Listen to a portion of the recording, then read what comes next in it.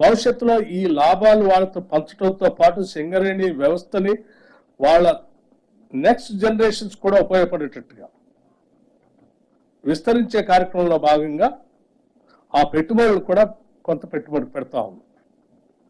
దాంట్లో భాగంగా సింగరేణి కాలేజ్ సంబంధించి 1000 మెగావాట్ల సోలార్ పవర్ ప్లాంట్ సంబంధించి ఒక విధానపరమైన నిర్ణయం తీసుకొని ముందుకు పోతా ఉంది, అంటే ఎక్స్పాన్షన్కి.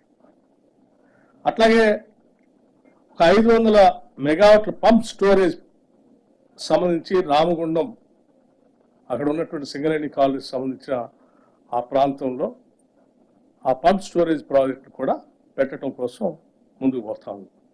అట్లాగే థర్మల్ పవర్ ప్లాంట్స్ సంబంధించి ఒక 3rd యూనిట్ని 1x800 Singareni thermal power plant జైపూర్లో కూడా విస్తరించడం కోసం ముందుకు పోతాం.